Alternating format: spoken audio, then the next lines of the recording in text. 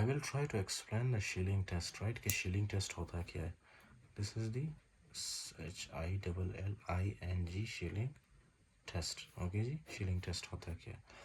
Schilling test ये होता है, right? सबसे पहले आप क्या करते हो? आप जो है विटामिन B12 आप जो है IM देते हो, राइट? इंट्रा मस्कुलर, आप उसके मसल में आप विटामिन B12 देते हो, राइट? अब वो विटामिन B12 जो है इसके बॉडी के अंदर आता है, पेशेंट के बॉडी के अंदर, राइट? जितनी भी फॉर एग्जांपल विटामिन B12 की ज़रूरत है ना इसकी बॉडी को, तो ये इसकी बॉडी को जो है विटामिन B12 मिल जाता है, राइट? अच्छा जी, फिर उसके बाद क्या होता है, कुछ देर बाद आप जो है फिर विटामिन B12 देते हो, राइट? विटामिन B12 देते हो, इस दफ़ा आप इंट्रामस्कुलर नहीं बल्कि ओरल देते हो, राइट? ओरल विटामिन B12 देते हो। अब ये जो विटामिन B12 है, फॉर एग्जांपल ये समझ लो कि ये विटामिन B12 है, राइट? इसके ऊपर क्या लगा होता है? इसके ऊपर एक ऐसे स्टार लगा होता है, राइट? और इसको हम क्या कहते हैं? Radio labelled vitamin B12, right? तो ये हमने दिया इसको ओरली, ये इसके स्टमक के अंदर आया, राइट? यहाँ पे इंट्रिंसिक फैक्टर के साथ बाइंड होके ये विटामिन B12, अच्छा यहाँ पे इंट्रिंसिक फैक्टर के साथ बाइंड होके ये विटामिन B12 यहाँ से होता है एब्जॉर्ब, राइट? अब ये विटामिन B12 क्या हुआ कि ब्लड के थ्रू आया ये हमारे किडनीज में, राइट? फिर किडनीज से ये होते हुए, किडनीज से नेफ्रॉन से होते हुए ये कहाँ पे आता है? यूरिन में, राइट? ये आपको मिल गया vitamin B12 radio labelled, right? किस चीज़ के अंदर? जिसके ऊपर स्टार लगा है, यूरिन के अंदर, राइट? शिलिंग टेस्ट, इसको कहते हैं शिलिंग टेस्ट, राइट? अब इस पेशेंट के अंदर जो है विटामिन B12 की डेफिशिएंसी थी पहले, राइट? वो किस वजह से थी? क्योंकि ये जो पेशेंट है ना, ये विटामिन B12 बहुत कम खाता था। फॉर एग्जांपल ये एक वेज पेशेंट था, ठीक है ना, जो कि सब्जियां बहुत खाता था और डेयरी प्रोडक्ट्स या एनिमल प्रोडक्ट्स नहीं खाता था, राइट? तो इस वजह से इसके अंदर विटामिन B12 की डेफिशिएंसी हुई थी। बाकी इसका स्टमक भी कम्प्लीटली फाइन है, इसके ब्लड वेसल्स भी ठीक है, इसका किडनी भी ठीक है, इसीलिए ये जो इसने जितने भी for example radio labelled vitamin B12 खाई है, ये हमारे पास इसके यूरिन में नज़र आ रहा है, राइट? अच्छा जी, यहाँ तक आई होप कि आपको समझ आ गया। This is called as Schilling test, right? This is one type of Schilling test. अब नेक्स्ट टाइप में हम क्या करते हैं? नेक्स्ट टाइप में बिल्कुल सेम प्रोसीजर है, राइट? सबसे पहले क्या दिया हमने? विटामिन B12 दिया इंट्रामस्कुलरली, राइट? अब उसके बाद हमने दिया vitamin B12 radio labelled, right? ये है विटामिन B12, उसके ऊपर स्टार लगा हुआ है, this is radio labelled vitamin B12, right? अच्छा जी, फिर यही विटामिन B12 आया इधर, राइट? यहाँ पे आया, राइट? विटामिन B12 देने के बाद जो है फॉर एग्जांपल आधा घंटे के बाद हमने टेस्ट किया कि शायद इसके यूरिन में क्या हुआ, हमें विटामिन B12 मिले हमें, right? Radio labelled vitamin B12 star वाला।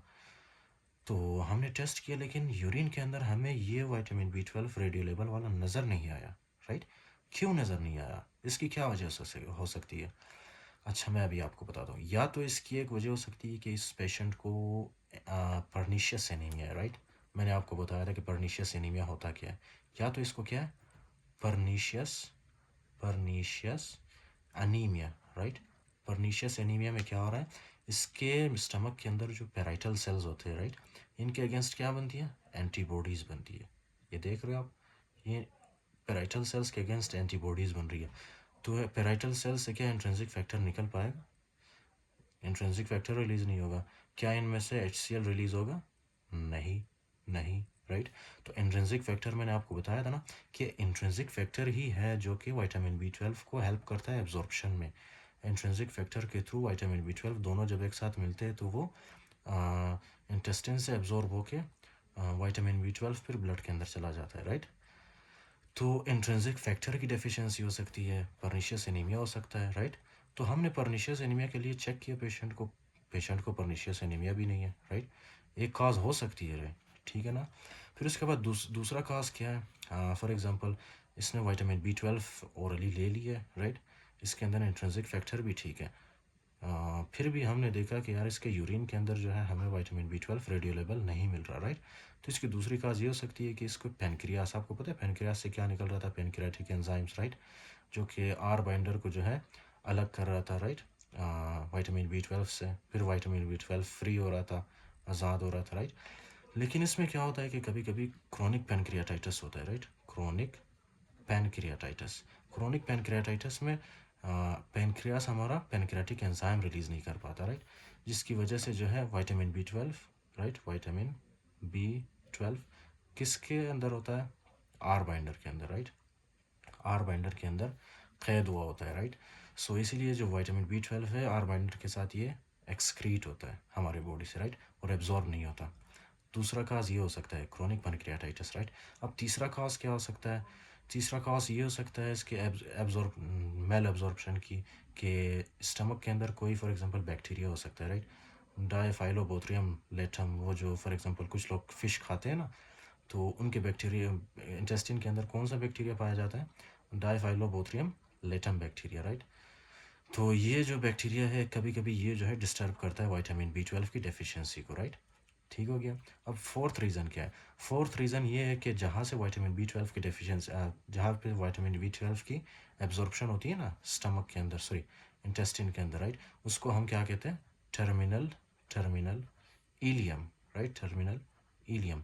तो हो सकता है कि ये जो टर्मिनल इलियम है इसका, ये टर्मिनल इलियम ही डैमेज हुआ हो, राइट, इनके वॉल्स डैमेज हो सकते हैं, राइट। कौन से डिजीज़ में? क्रॉन्स डिजीज़ में, Crohn's disease, right, Crohn's disease.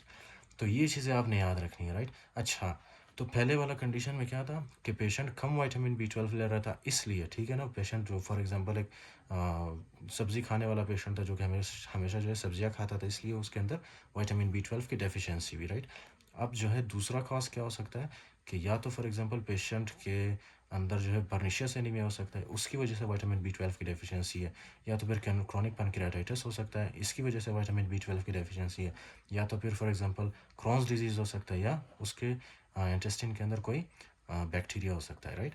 तो शीलिंग टेस्ट हमें ये बताता है, राइट, कि whether it is because of the reduced intake of vitamin B12 or whether there is some kind of pathology, right। अच्छा जी, तो जल्दी से रीड करते हैं इसको, ये लेक्चर बहुत लंबा हो गया। अच्छा जी, तो बोन मेरो, अच्छा मैंने यहाँ पे छोड़ा था, right, last lecture. Bone marrow sample revealing giant neutrophils and hyper segmented mature neutrophils. Hyper segmented मतलब इसमें जो है 5 से ज़्यादा सेगमेंट होते हैं, राइट, न्यूट्रोफिल्स में। उसके बाद anti intrinsic factor and anti parietal cells antibodies and pernicious anaemia. आपने पेशेंट को परनीशियस एनीमिया के लिए चेक करना है, राइट, आपको बताया मैंने परनीशियस एनीमिया होता क्या। फिर Schilling test, a Schilling test measures the absorption of cobalamin vitamin B12 via ingestion of radio labeled cobalamin। अच्छा उसको छोड़ो, ये है radio labelled vitamin B12 in urine. अगर यूरिन में हमें रेडियो लेबल्ड विटामिन B12 मिले ना, वो कौन सा वाला विटामिन B12 जिसके एंड में स्टार लगा था, अगर वो हमें मिले, वो क्या बताता है हमें कि पेशेंट जो है कम फॉर एग्जांपल अपने डाइट में विटामिन B12 नहीं ले रहा था, right. That will indicate dietary vitamin B12 deficiency. उसके डाइट में विटामिन B12 की कमी थी, इसलिए उसके बॉडी के अंदर भी विटामिन B12 की डेफिशिएंसी हुई है, राइट।